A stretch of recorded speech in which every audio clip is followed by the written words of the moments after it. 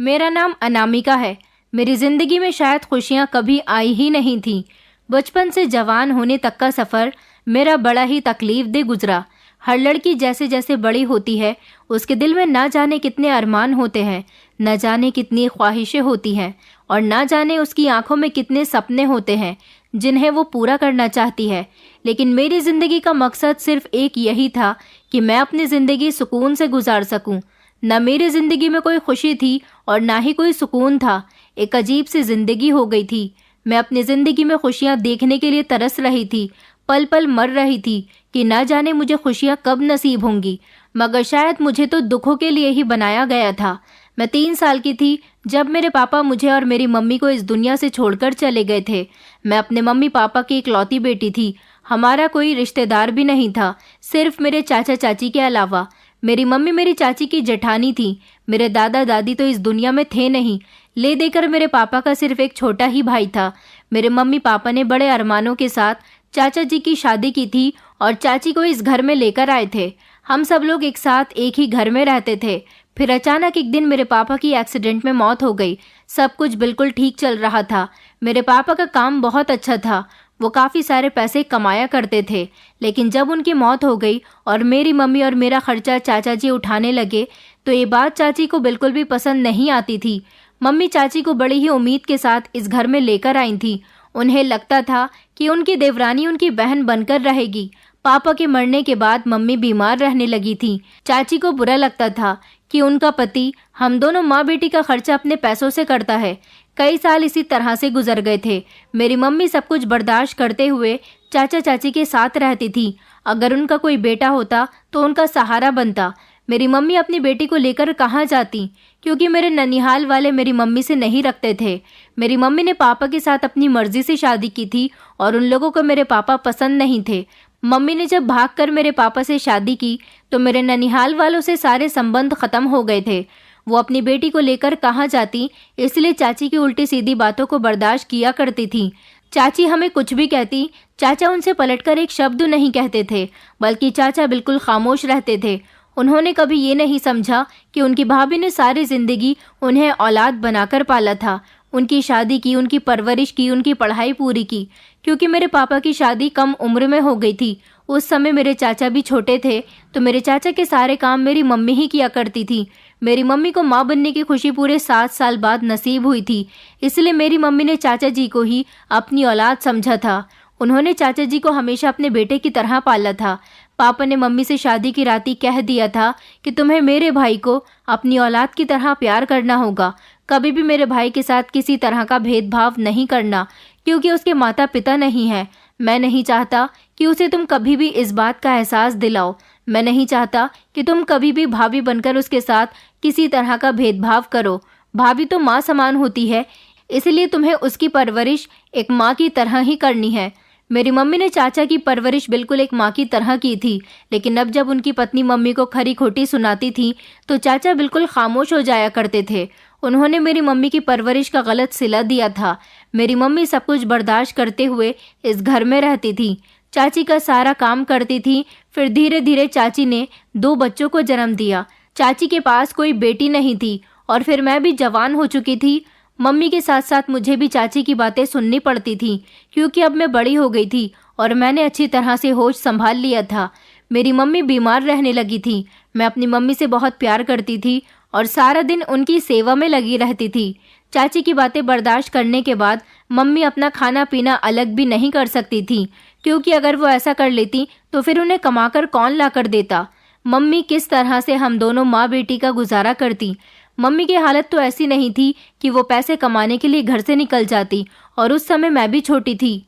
लेकिन मम्मी ने सोचा था कि जब उनकी बेटी बड़ी हो जाएगी तो ये सारी परेशानी दूर हो जाएगी, मगर ऐसा नहीं हुआ था। मम्मी की जगह मैं चाची के सारे काम करने लगी थी, उनकी सारी बातें सुनने लगी थी। हम दोनों माँ बेटी उनकी बातें सुनकर सिर्फ सब्र करते थे, इसके अलावा हम कुछ भी नहीं कर सकते थे। अब जैसे जैसे मैं बड़ी हो रही थी, मैं बहुत खूबसूरत होती जा रही थी। सब लोग मेरी बहुत तारीफ किया करते थे, इसलिए चाची को मैं बहुत खलती थी। चाचा तो मुझे बहुत प्यार करते थे, क्योंकि बचपन से ही उन्होंने मुझे अपनी गोद में खिलाया था। यही वजह थी कि चाची मुझसे बहुत चिढ़ती थी। मेरी मम्मी और मैं चाची से अच्छी तरह से बिहेव करते थे, हमेशा हर बात को बर्दाश्त करते थे, इग्नोर करने की कोशिश करते थे, बल्कि हम उन्हें यह एहसास दिलाना चाहते थे कि हम आपके अपने हैं, मगर उन्हें तो जैसे कोई फर्क ही नहीं पड़ता था। चाची मुझसे कितना भी कुछ कहती, मैं कभी पलटकर उन्हें जवाब नहीं देती थी। मम्मी मुझसे यही कहती थी कि बेटी सब्र करो, सब्र करने वालों के साथ हमेशा भगवान खड़ा होता है।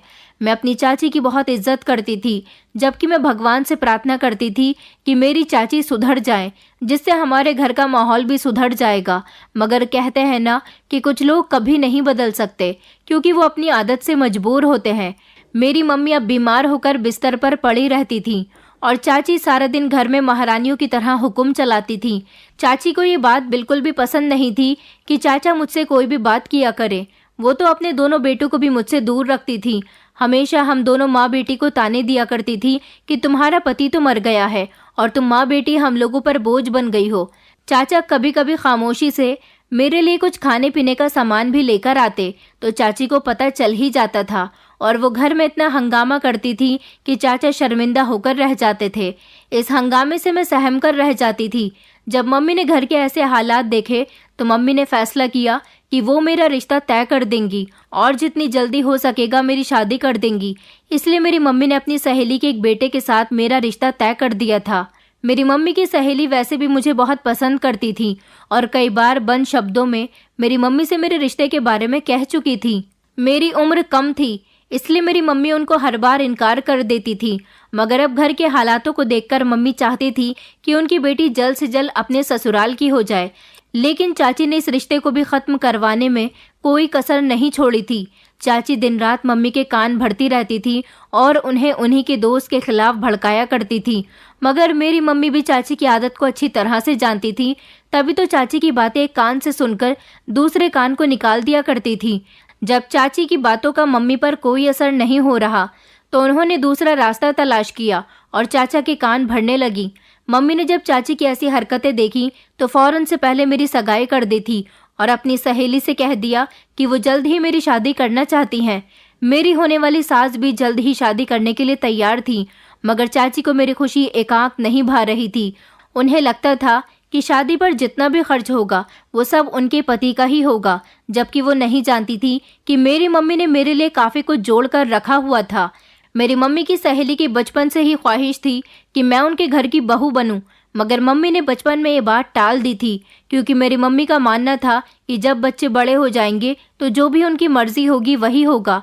तभी उस समय मेरी मम्मी की सहेली भी खामोश हो गई थी।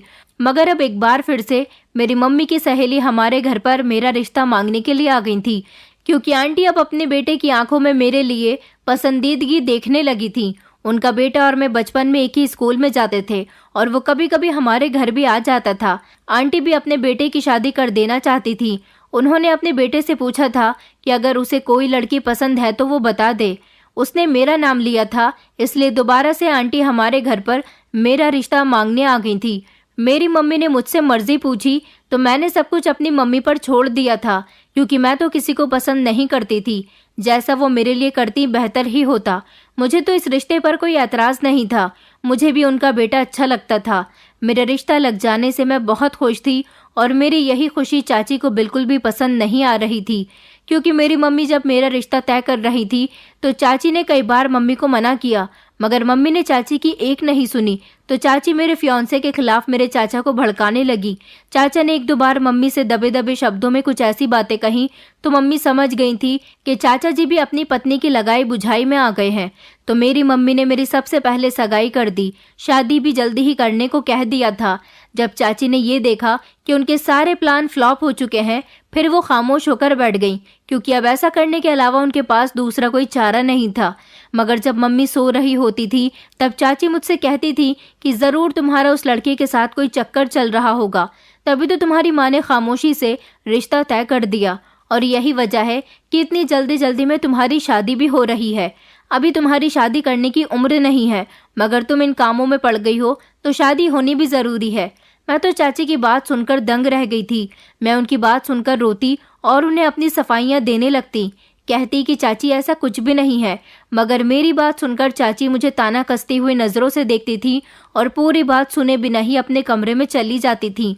उनके जाने के बाद मैं बहुत रोती थी, मगर मम्मी को कुछ भी नहीं बताती थी, क्योंकि इस तरह चाची घर में हंगामा भी क्रिएट कर देती। इसी वजह से मैं चाची के दिन रात ताने सहती रहती। चाची मुझसे कहती कि मैं तुम्हारी करतूतें तुम्हारे चाचा को बता दूंगी, और मैं हक्का बक्का होकर उनकी शक्ल देखती रह जाती और सोचती कि मैंने ऐसा क्या कर दिया जो ये ऐसा कह रही हैं, मगर चाची को मैं कुछ भी नहीं कह सकती थी। दूसरी तरफ मम्मी की भी हमेशा तबीयत खराब रहती थी, इसलिए मैं उनको कुछ भी नहीं बताती थी। एक दिन मम्मी की इतनी ज़्यादा तबीयत खराब हो गई कि उनकी सांस बहुत तेज़ तेज़ चलने लगी। मैं घबरा गई थी।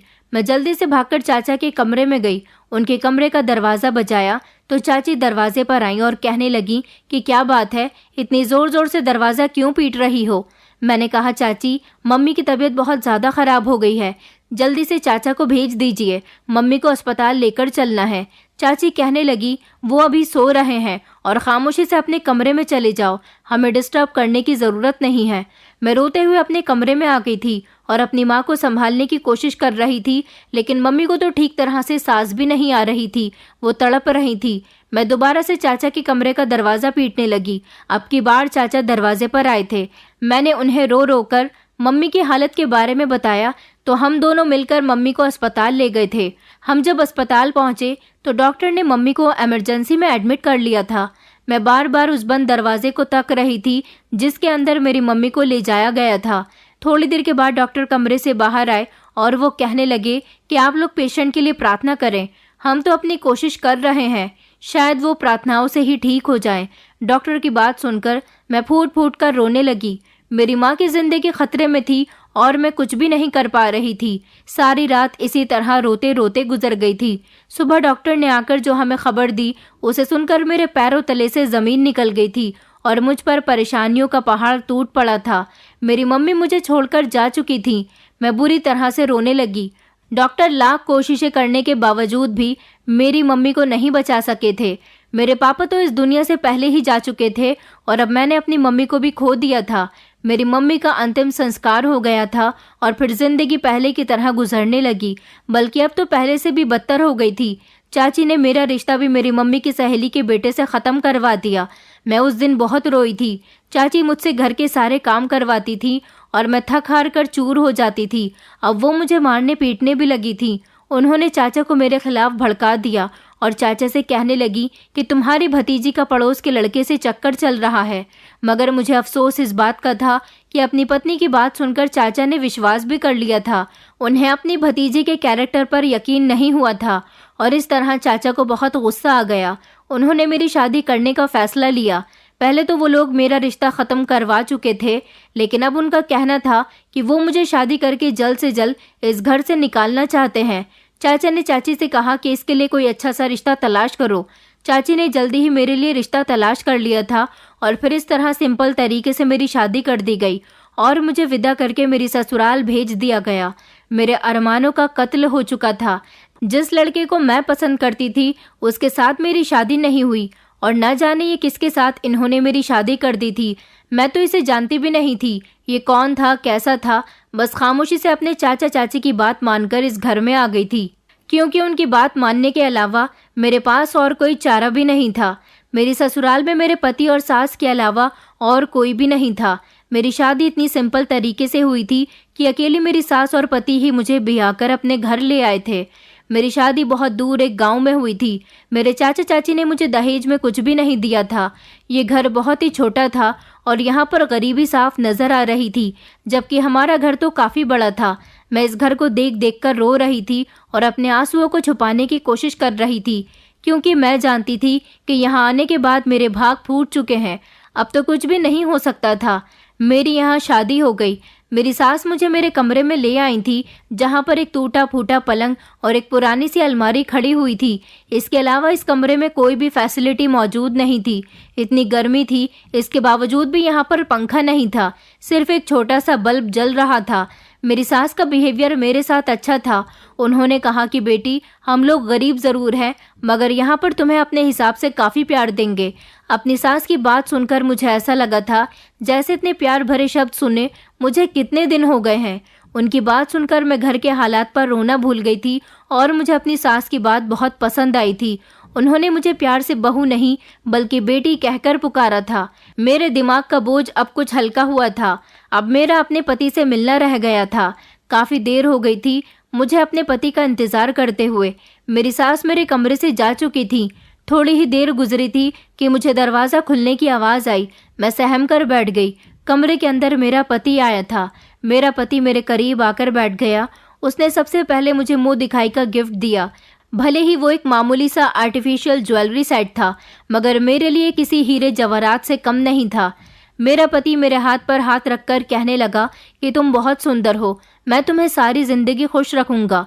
उसकी बात सुनकर मुझे एक अजीब सी खुशी महसूस हुई थी। मैंने सोचा था कि चलो अच्छा है, मुझे ससुराल तो अच्छी मिली है। अभी हम लोग यही बातें कर रहे थे कि अचानक मेरे कमरे का दरवाज़ा बजने लगा। मेरा पति कहने लगा कि मैं देखता हूँ कि दरवाजे पर कौन है, शायद माँ ही होगी। मेरे पति ने जैसे ही दरवाज़ा खोला तो मेरी सास ही दरवाजे पर खड़ी हुई थी, मगर मेरी सास के हाथ में एक स्प्रे की बोतल थी। वो कहने लगी कि बहू, ज़रा मुझे कमरे के अंदर स्प्रे करना है। मैं हैरानी से अपनी सास की तरफ देखने लगी।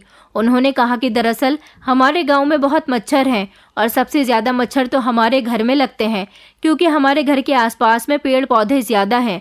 मेरी सास कहने लगी कि तुम बाहर चली जाओ, मैं कमरे में स्प्रे कर देती हूँ, क्योंकि मैं नहीं चाहती कि शादी की पहली रात ही मेरी शहर की रहने वाली बहू को मच्छर काट लें। तुम जानती होगी कि मच्छर के काटने से कितनी बीमारियां पैदा होती हैं। अपनी सास की बात मुझे बिल्कुल ठीक लग रही थी।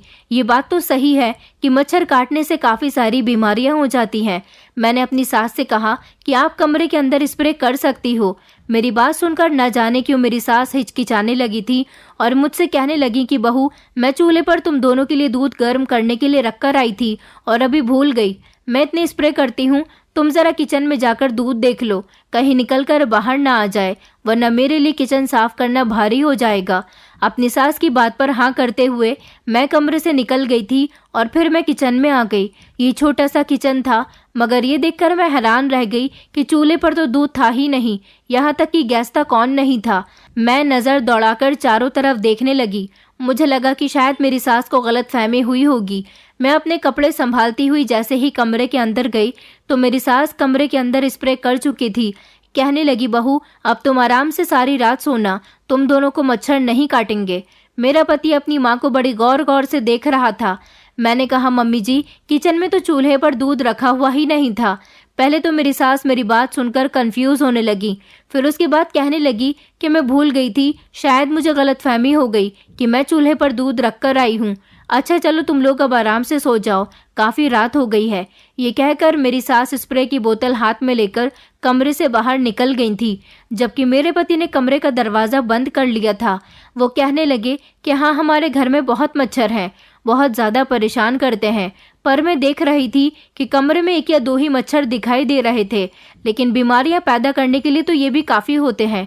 उसके बाद दोबारा से मेरा पति मेरे करीब आ गया, लेकिन अजीब बात ये थी कि अचानक मेरे पति को छींक आई। एक छींक आने के बाद मेरे पति को लगातार 7-8 छींकें आई थी। मुझे लगा शायद मेरे पति को जुकाम हो गया। मैंने अपने पति से कहा कि आप ठीक तो है ना। मैंने अपने पति को हाथ लगाते हुए ये बात कही थी कि अचानक मेरे पति ने मेरा हाथ झटक दिया। मैं अपने पति को देखकर हैरान रह गई। उसके बाद जो मेरे पति ने किया उसे देखकर मेरे होश उड़ गए थे, क्योंकि मेरा पति तो पागलों जैसी हरकतें करने लगा था। उसकी हरकतें बड़ी ही अजीब सी थी। पहले तो वो बिस्तर से उठकर खड़ा हुआ, फिर अपना सर झुकाकर उसने इधर उधर देखना शुरू कर दिया। ऐसा लग रहा था जैसे वो कुछ ढूंढ रहा है। वैसे भी कमरे में ज्यादा सामान मौजूद नहीं था।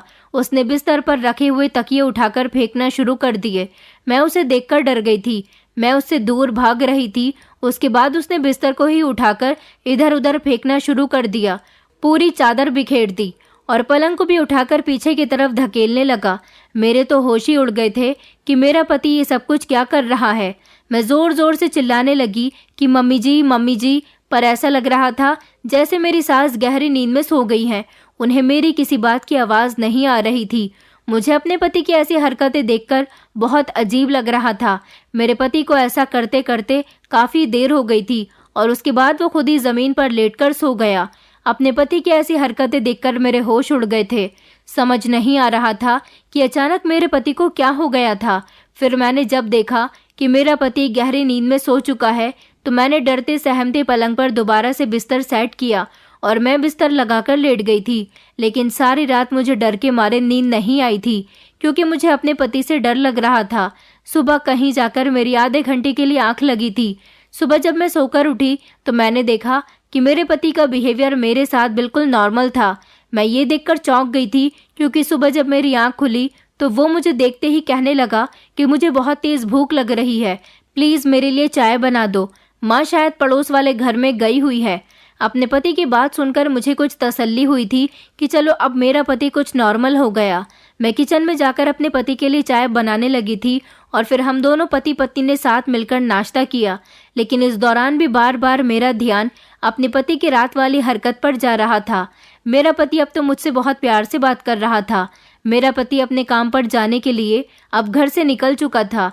थोड़ी देर के बाद मेरी सास ने मुझे घर के कामकाज के बारे में सब कुछ समझा दिया था और फिर हम दोनों सास बहू मिलकर घर की सफाई कर रहे थे। जब मैंने बातों ही बातों में अपनी सास को अपने पति की रात वाली हरकत के बारे में बताया और ये भी कहा कि मैं आपको जोर जोर से आवाज़ लगा रही थी मगर आपने मेरी आवाज़ नहीं सुनी, मेरी सास कहने लगी, अच्छा मुझे तुम्हारी कोई आवाज़ नहीं आई। शायद आवाज़ इसीलिए नहीं आई थी क्योंकि मैं शादी की वजह से बहुत थक गई थी, इसलिए मुझे लेटते ही गहरी नींद आ गई थी। तुम इस बात को अपने दिमाग से निकाल दो, ज़रूर तुम्हें कोई गलतफहमी हुई है। मगर मुझे कोई गलतफहमी नहीं हुई थी, लेकिन फिर भी मैंने इस बात को इग्नोर कर दिया था। रात को जब मेरा पति आया तब भी उसका बिहेवियर बिल्कुल ठीक था। वो मुझसे बहुत प्यार से बात कर रहा था। मैंने उसे रात वाली हरकत के बारे में बताया तो उसने कहा कि मुझे याद नहीं, मैंने ये सब कुछ किया है, तुम मुझ पर इल्ज़ाम लगा रही हो। फिर मैंने जल्दी से बात को बदल दिया कि कहीं मेरा पति मेरी इस बात का गलत मतलब ना निकाले और फिर उससे थोड़ी सी प्यार भरी बात की तो उसका मूड बिल्कुल ठीक हो गया था। आज फिर से मेरी सास कमरे में आई और कहने लगी कि बहू मैं कमरे में स्प्रे करने आई हूँ। मैंने कहा मम्मी जी मच्छर तो मुझे कहीं भी नज़र नहीं आ रहे। तो मेरी सास कहने लगी, अरे ऐसे कैसे नज़र आएंगे, पेड़ पौधों की वजह से कोनों में छिप जाते हैं, जब रात को बत्ती बंद होती है तब नज़र आते हैं। चलो मैं स्प्रे कर देती हूँ। अच्छा तुम एक काम करो, मैं घर का दरवाज़ा बंद करना भूल गई हूँ, ज़रा दरवाज़ा बंद करके आ जाओ। अपनी सास की बात पर मैं दरवाज़ा बंद करने चली गई थी। दरवाज़ा बंद करने के बाद जैसे ही मैं कमरे में आई तो मैंने देखा कि मेरे पति छींक रहे थे। मैंने उनकी तरफ देखते हुए कहा कि आपको क्या हो गया है। मेरी सास कहने लगी कि शायद जुकाम हो गया होगा। ये कहकर जल्दी से मेरी सास कमरे से निकल गई। उसके बाद मेरे पति ने कहा कि दरवाज़ा बंद कर लो, अब हमें सोना चाहिए, काफ़ी रात हो गई है। मेरे पति इसी तरह से लगातार छींक रहे थे जब अचानक फिर से उन्होंने कल वाला रूप दिखाना शुरू कर दिया जो कल रात वो दिखा चुके थे। मैं आज भी बहुत डर गई थी और ज़ोर ज़ोर से चिल्लाकर अपनी सास को आवाज़ लगा रही थी। मैं कमरे से बाहर निकलना चाह रही थी मगर मेरा पति कमरे के दरवाजे के पास खड़ा हुआ दीवार पर ज़ोर ज़ोर से अपने घूंसे मार रहा था। मुझे उससे डर लग रहा था कि कहीं वो मुझ पर हाथ न उठा दे। मगर आज भी अपना काफ़ी सारा पागलपन दिखाने के बाद मेरा पति खुद ही ज़मीन पर लेटकर सो गया था। मेरी समझ नहीं आ रहा था कि मेरे पति को आखिर क्या परेशानी है। सुबह उठकर मैंने जब अपनी सास से दोबारा से ये सब कुछ पूछा तो उन्होंने फिर से मेरी बात को इग्नोर कर दिया और कहने लगी कि तुम्हें गलतफहमी हुई है। मुझे गलतफहमी एक बार हो सकती है मगर बार बार नहीं। फिर कुछ दिन इसी तरह से गुजर गए और हर बार मेरी सास यही कहती कि तुम्हें कोई गलतफहमी हो रही है। मेरे चाचा चाची तो शादी के बाद मुझसे मिलने ही नहीं आए थे। मैं भी उनके घर नहीं जाना चाहती थी। अब जो भी था जैसा भी था यही मेरा अपना घर था। मेरी सास का नेचर मेरे साथ बहुत अच्छा था जबकि पति का भी अच्छा रहता था। मेरे पति को जो कुछ भी होता था वो सिर्फ रात को ही होता था। लेकिन अब मैं देखने लगी थी कि मेरे पति की याददाश्त कमज़ोर होने लगी थी। वो अपनी चीज़ें रखकर भूल जाते थे। मैं अपने पति का बहुत ख्याल रखती थी। मेरे पति भले ही पागलपन दिखाते थे मगर उन्होंने कभी मुझे नुकसान पहुंचाने की कोशिश नहीं की थी। हर रोज़ मेरे पति ऐसा ही करते थे। लेकिन अब मैं देख रही थी कि मेरे पति बीमार रहने लगे थे और काम पर भी नहीं जा रहे थे। मैंने कई बार अपनी सास से कहा कि हमें इनको डॉक्टर के पास लेकर जाना चाहिए मगर मेरी सास कहती थी कि मेरे पास इतने पैसे नहीं हैं। मुझे शादी में कोई जेवर भी नहीं मिला था जो मैं वो बेचकर अपने पति का इलाज करवा लेती। मेरी समझ नहीं आ रहा था कि मैं क्या करूं। अब तो मेरे पति की हालत ऐसी हो गई थी कि वो बिस्तर से भी नहीं उठ रहे थे और मैं कुछ नहीं कर पा रही थी। कई दिन इसी तरह से गुजर गए थे, मगर मैं बहुत कंफ्यूज इस बात पर थी कि हर रात मेरी सास स्प्रे की बोतल लेकर जब मेरे कमरे में आती हैं तो मेरे पति तभी पागलपन की हरकतें क्यों करने लग जाते थे और मेरी सास मुझे किसी न किसी काम से कमरे से बाहर भेज दिया करती थी। मुझे धीरे धीरे ये बात समझ आने लगी थी कि मेरी सास के कमरे से बाहर जाते ही मेरे पति को छींक आती है और उसके बाद मेरे पति का रूप बदलने लगता है। मेरी समझ नहीं आ रहा था कि मैं अपनी सास पर शक क्यों कर रही हूँ, क्योंकि वो तो बहुत अच्छी हैं। मुझे उनके बारे में ऐसा नहीं सोचना चाहिए। वो मेरा बहुत ख्याल रखती हैं। कई दिन इसी तरह से गुजर गए थे। मैं अपने पति की तरफ से बहुत परेशान थी क्योंकि वो दिन ब दिन बीमार होता जा रहा था। मेरा पति अब मुझसे कोई बात भी नहीं करता था क्योंकि वो इतना बीमार था कि बिस्तर से उठ भी नहीं पा रहा था। अब वो अपने पागलपन वाली हरकतें करना छोड़ चुका था, मगर मेरी सास अभी भी कमरे में आकर मच्छरों का स्प्रे करती थी। मेरी ये बात समझ नहीं आती थी कि मुझे मच्छर तो कहीं पर भी नजर नहीं आते थे, तो फिर वो हर रोज पाबंदी के साथ कमरे में स्प्रे क्यों करती थी। मगर मैं अपने पति की सेवा में कभी कोई कमी नहीं छोड़ रही थी। उनको टाइम से खाना दिया करती थी। दवाई तो उनको मिल नहीं रही थी क्योंकि हमारे पास उनका इलाज करवाने के पैसे नहीं थे। घर में जो राशन था उनसे ही खाना बन रहा था क्योंकि अब मेरे पति ने काम पर जाना भी छोड़ दिया था। मुझे अपनी किस्मत पर तरस आता था कि आखिर मेरे नसीब में ही ये सब कुछ क्यों लिखा हुआ है। शादी से पहले चाचा चाची की वजह से मैं बहुत परेशान रहती थी और शादी हो जाने के बाद मैं इस सब परेशानी में घिरकर रह गई हूँ। मगर मैं यहाँ से तंग आकर जा नहीं सकती थी क्योंकि ये मेरा ससुराल था। मेरे मायके से ज्यादा सुकून तो मुझे यहाँ पर था। मैं दोबारा उस नर्क में नहीं जाना चाहती थी। कई दिन इसी तरह से गुजर गए थे जब एक दिन मेरी सास मुझसे कहने लगी कि बहू ये कपड़े पहन लो, आज घर में मेहमान आ रहे हैं। अपनी सास की बात सुनकर मैं हैरान हुई थी क्योंकि मेरी शादी को लगभग 7 महीने हो गए थे। आज तक तो यहाँ कोई मेहमान नहीं आया था, तो फिर अब कौन से मेहमान आने वाले थे। मेरी सास ने कहा कि बस तुम तैयार हो जाओ, तुम्हारे लिए एक सरप्राइज है। अपनी सास के कहने के मुताबिक मैं तैयार हो गई थी, लेकिन आधी रात का समय हो गया था। अभी तक तो कोई भी मेहमान नहीं आया था। इतनी रात को भला कौन सा मेहमान आता। मैं कपड़े बदलने ही जा रही थी कि मेरी सास ने मुझे आवाज लगाई। उस समय मेरा पति बहुत गहरी नींद में सो रहा था। मेरी सास ने मुझे अपने कमरे में बुलाया। मैं ये देखकर दंग रह गई थी कि रात के इस समय मेरी सास के कमरे में 2 बड़े ही अजीब मर्द बैठे हुए थे, जिन्हें देखकर मुझे कुछ अच्छा महसूस नहीं हो रहा था। वो दोनों ही मर्द मुझे बड़ी गौर से घूर कर देख रहे थे। मेरी सास ने उनसे कहा कि जो मुझे इस लड़की की ज्यादा कीमत देगा मैं उसे इसके हवाले कर दूंगी।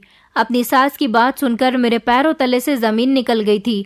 आखिर वो ये क्या बात कह रही थी। वो कहने लगी कि ले जाओ इसको। मैं अपनी सास से कहने लगी कि आखिर ये लोग कौन हैं और आप मुझे इनके साथ कहाँ भेज रही हो। मेरी सास एक अजीब सी हंसी हंस रही थी और फिर वो दोनों आदमी जबरदस्ती मेरे मुंह पर हाथ रखकर मुझे घर से ले गए। आधी रात का समय था, इसलिए वो लोग मुझे बड़ी खामोशी के साथ ले गए थे और किसी को ये बात पता नहीं चली थी कि मैं उनके साथ जा रही हूँ। मैं अपने आप को छुड़ाने की बहुत कोशिश कर रही थी, मगर उन दोनों ने मुझे बड़ी मजबूती के साथ पकड़ा हुआ था और मेरे चेहरे पर भी पट्टी बांध दी थी, जिसकी वजह से मैं शोर भी नहीं मचा सकती थी। मेरे तो रोंगटे खड़े हो रहे थे कि ना जाने अब मेरे साथ क्या होने वाला है। मेरे तो होश तब उड़े थे जब उन लोगों ने मुझे एक अजीब सी जगह पर ले जाकर खड़ा कर दिया था। ये बड़ी ही अजीब जगह थी। यहाँ पर बहुत सारी औरतें थीं और कुछ अजीब तरह के मर्द भी थे। मैं समझ गई थी कि ये कोठा है। उन दोनों में से एक आदमी ने मेरी ज्यादा कीमत दे दी थी और फिर मुझे कमरे में ले जाया गया। मैं रो रही थी, गिड़गिड़ा रही थी, मगर मेरी कोई सुनवाई नहीं हो रही थी। मेरी कुछ समझ नहीं आ रहा था कि ये क्या हो रहा है। थोड़ी देर गुजरी थी कि एक औरत कमरे के अंदर आई। मैं उसके आगे हाथ जोड़कर खड़ी हो गई और कहने लगी कि प्लीज मुझे यहाँ से निकाल दो। मुझे मेरी सास ने यहाँ पहुँचाया है। मैं अपनी सास को कभी माफ नहीं करूँगी। वो औरत मेरी बात सुनकर जोर जोर से हंसने लगी और कहने लगी कि तुम जैसी न जाने कितनी भाभियाँ यहाँ पर आ चुकी हैं। उस औरत की बात सुनकर मैं दंग रह गई। उसने मुझे एक ऐसी सच्चाई बताई जिसे सुनकर मेरे पैरों तले से जमीन निकल गई थी। उसने कहा कि हाँ, तुम रिश्ते में मेरी भाभी लगती हो। जिस औरत ने तुम्हें बेच दिया है वो औरत मेरी माँ है और तुम्हारा पति मेरा सौतेला भाई है। दरअसल मेरी माँ ने तुम्हारे पति के पिता से दूसरी शादी की थी। फिर हमारे पिता मर गए और जब मैं जवान हुई तो मैंने भागकर शादी कर ली थी। मेरा पति और मैं मिलकर ये कोठा चलाते हैं। मेरी माँ अपने सौतेले बेटे को बिल्कुल भी पसंद नहीं करती थी, इसलिए उन्होंने बचपन से लेकर अब तक उसे बहुत परेशान किया। मेरी माँ उसे खाने में मिलाकर उसका दिमाग खराब करने की दवाई देती है। मैंने कहा, लेकिन मैंने अपनी सास को कभी अपने पति को दवाई देते हुए नहीं देखा, बल्कि मेरी सास के पास तो इतने पैसे ही नहीं है कि वो मेरे पति का इलाज करवा सके। मेरा पति घर में बीमार पड़ा हुआ है। ये औरत कहने लगी कि हाँ, मेरी माँ के पास पैसे नहीं हैं क्योंकि मैं अपनी माँ से खूबसूरत लड़कियाँ खरीदती हूँ जब वो मेरे भाई की शादी करवा देती है। तुम मेरे भाई की चौथी पत्नी हो।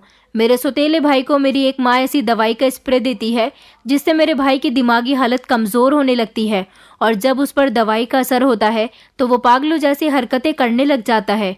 अभी तक तो मेरी माँ भाई के लिए हमेशा अनपढ़ और गांव की लड़कियों को ही बिहा कर लाई है, लेकिन अब की बार मेरी माँ को तुम्हारा रिश्ता मिला था।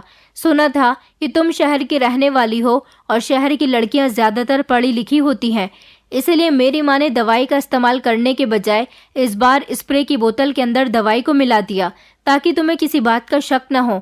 वो अपने सौतेले बेटे का इस्तेमाल करती हैं, उसकी शादियां करवाती हैं और मेरे भाई को इतनी तेज दवाइयां दी जाती हैं कि वो कुछ दिन बाद बीमार हो जाता है और वो अपनी बीमारी में लग जाता है और उसे पता ही नहीं चलता कि उसकी पत्नी कहाँ है। तुम्हारे साथ भी कुछ ऐसा ही हुआ। मेरी माँ ने दवाई का स्प्रे उस पर कर दिया जिसकी वजह से वो थोड़ी देर के बाद अपने होश खो बैठता था, लेकिन अब वो हमारे प्लान के मुताबिक बीमार हो गया और इसीलिए तुम्हें बेचने का भी समय आ गया। मैंने अपने आदमियों से तुम्हें यहाँ बुला लिया। अब तुम सारी जिंदगी इस कैद में रहकर यहाँ पर धंधा करोगी और इस तरह मुझे पैसे मिलेंगे। लड़कियां जितना भी धंधा करती हैं और उसमें जितने भी पैसे आते हैं वो मेरी माँ और मैं आधे आधे बांट लेते हैं। तुम्हारा पति तो अब इतना बीमार हो चुका है कि उसे पता ही नहीं चलेगा कि तुम उसको छोड़कर यहाँ आ गई हो। अब मेरी माँ पैसे मिलने के बाद कुछ दिन तक उसे स्प्रे वाली दवाई नहीं देंगी तो वो खुद ही ठीक हो जाएगा और जब वो ठीक होगा तो तुम्हें याद करेगा। फिर मेरी माँ उसे बताएगी कि वो लड़की तुम्हारी बीमारी से तंग आकर यहाँ से अपने मायके चली गई और अब वो तुम्हारे साथ नहीं रहना चाहती। हमने हर बार अपने भाई के दिल में इसी तरह से उसकी पत्नियों के खिलाफ नफरत पैदा कर दी। वो हर बार हमारे समझाने के मुताबिक शादी तो कर लेता है, मगर जब वो बीमार हो जाता है तो उसकी पत्नियां हम घर से उठा लेते हैं और फिर उनसे धंधा करवाते हैं। ये राज हर लड़की पर यहाँ आने के बाद ही खुलता है। और मैं भी तुम्हारी सास की बेटी हूँ। इकलौता लड़का सुनकर हर बार मेरे भाई को अच्छे रिश्ते मिले हैं। वो यही समझता है कि उसकी बीमारी की वजह से हर लड़की उसे छोड़कर चली जाती है। उसे इतनी हैवी डोज दी जाती है कि वो भूल जाता है कि पहले वाली पत्नी के साथ उसने क्या क्या किया था। उसकी याददाश्त इतनी कमज़ोर हो जाती है कि वो अपनी पुरानी पत्नियों को याद ही नहीं करता और नई पत्नी के साथ पागलपन वाली हरकतें शुरू कर देता है। कुछ तो मेरे भाई से डर जाती हैं और डर के मारे अपने मायके जाने की बात करती हैं, तो हमें जल्दबाजी में ही उन्हें यहाँ पर लाना पड़ता है। आज तक किसी को हमारी सच्चाई का पता नहीं चला। अब तुम खामोशी से यहाँ धंधा करो, ज़्यादा होशियारी करने की कोशिश मत करना। इस औरत की बात सुनकर मेरे पैरों तले से ज़मीन निकल गई थी। मेरी समझ नहीं आ रहा था कि मैं क्या करूं। इसका मतलब ये था कि मेरा पति सही इंसान था और ये लोग उसका फ़ायदा उठा रहे थे। ये लोग ना जाने कितनी लड़कियों की ज़िंदगी बर्बाद कर चुकी थी। मुझे अपनी किस्मत पर बहुत रोना आ रहा था। ये औरत अपनी बात पूरी करने के बाद कमरे से बाहर निकल गई थी। मैं बैठकर फूट फूट कर रो रही थी। मेरी समझ नहीं आ रहा था मैं यहाँ से कैसे बाहर निकलूं। तभी फिर अचानक मेरी नज़र कमरे में खुलने वाली एक खिड़की पर गई। ये खिड़की बाहर की तरफ खुल रही थी। भले ही ये दूसरी मंजिल पर बनी हुई थी, मगर मुझे कुछ भी करके यहाँ से भागना था। अपनी इज्जत बचानी थी और मैं अपने पति को भी बचाना चाहती थी, क्योंकि उसकी माँ, उसकी सौतेली माँ और सौतेली बहन जानबूझकर उसको बीमार कर रही थी और जानबूझकर उसकी कंडीशन ऐसी कर दिया करती थी कि उसका दिमाग अपनी बीमारी से हटकर अपनी पत्नी पर कभी जाता ही नहीं था। मैंने सोच लिया था कि मेरे पति के साथ जो कुछ भी हुआ है मैं उसे इस बारे में ज़रूर बताऊंगी और उसका इलाज करके उसे ठीक करवाऊंगी और अपनी सास और इस औरत को सज़ा दिलवाऊंगी। इससे पहले कि कोई इस कमरे में आता, मैं फ़ौरन ही इस खिड़की से कूद गई। मेरे पैर में बहुत गहरी मोच आई थी, मगर फिर भी मैं लंगड़ाती हुई वहाँ से भाग निकली और पुलिस स्टेशन जाकर मैंने पुलिस को सारी बात बता दी थी। पुलिस ने मेरी सास की बेटी को और उसके कोठे को सील कर दिया और उन लड़कियों से भी बयान लिए गए जो कि धंधा कर रही थी। उन सब ने वहाँ पर अपने अपने बयान दिए। कुछ ऐसी लड़कियां थीं जिनको किडनैप करके वहां पर रखा गया था और कुछ मेरी ही जैसी थी जो शादी के झांसे में आकर यहाँ पर आ गई थी। पुलिस ने मेरी सास को भी अरेस्ट कर लिया था क्योंकि वो भी अपनी बेटी और उसके पति के साथ मिली हुई थी, मगर मैंने पुलिस की मदद ली और अपने पति को अस्पताल पहुंचाया। मेरे पति का इलाज हुआ तो मेरा पति कुछ ठीक हुआ। मैंने अपने पति को उसकी माँ और उसकी सौतेली बहन की सारी सच्चाई बता दी थी। मेरा पति जब धीरे धीरे ठीक होने लगा तो उसे अपनी जिंदगी की पूरी कहानी सुनकर बड़ा ही अफसोस हुआ था और फिर उसके बाद वो मेरे आगे हाथ जोड़कर अपनी माँ और बहन की तरफ से माफ़ी मांगने लगा। इसमें मेरे पति की कोई गलती नहीं थी क्योंकि वो तो खुद अपने होश में नहीं था, मगर अपनी सास और नंद को भी सज़ा दिलवाने में मैंने कोई कमी नहीं छोड़ी थी। उन दोनों को और उनके पूरे गिरोह को कड़ी से कड़ी सज़ा हुई थी। मेरे पति को यह एहसास हो गया था कि सौतेली माँ सौतेली ही होती है। सगे माता पिता ही हमेशा अपनी औलाद का ख्याल रखते हैं, जैसे कि मैं थी। मेरे चाचा चाची ने मेरे माँ बाप के मरने के बाद मुझे कोई सहारा नहीं दिया था, मुझे हमेशा अपने घर की धूल समझा था। ऐसा ही कुछ मेरे पति के साथ भी हुआ था। भले ही वो मेरे पति के सामने अच्छी बनती थी, मगर वो कभी भी उसकी सगी माँ नहीं बन पाई थी। मेरा पति उन पर आंख बंद करके विश्वास करता था। वो स्प्रे की बोतल जो मेरी सास मच्छर भगाने के बहाने कमरे में छिड़कने आती थी, वो कोई स्प्रे नहीं था, बल्कि वो तो एक तरह की दवाई थी जो मेरे पति को नाक के जरिए दी जाती थी और जिसका कांटेक्ट सीधा दिमाग से था। जब भी मेरी सास मुझे बहाने से कमरे से निकाल दिया करती थी तो मेरे पति के मुंह पर जल्दी से स्प्रे कर दिया करती थी, जिसके बाद मेरा पति अपने होश खोने लगता था और फिर उसे याद ही नहीं रहता था। उसे ये पता ही नहीं होता था कि वो क्या कर रहा है। मेरे पति का इलाज हुआ और फिर मेरा पति बिल्कुल ठीक हो गया। मेरे पति ने अपनी सौतेली माँ और बहन से सारे संबंध खत्म कर दिए। अब भगवान ने मेरे पति को एक अच्छी नौकरी दिलवा दी है। मैं अब अपने घर में अकेली रहती हूँ। मेरी सास को तो जेल हो गई। इस तरह हम दोनों पति पत्नी एक अच्छी और खुशहाल जिंदगी गुजार रहे हैं। लेकिन आज भी जब मैं वो समय याद करती हूँ तो मेरे रोंगटे खड़े हो जाते हैं। दोस्तों, उम्मीद करती हूँ आपको हमारी कहानी पसंद आई होगी। कहानी पसंद आई है तो वीडियो को लाइक करें, चैनल पर नए हैं तो चैनल को सब्सक्राइब करें और हाँ, नोटिफिकेशन बेल को ज़रूर दबाएं ताकि अगली अपडेट सबसे पहले आपको मिले।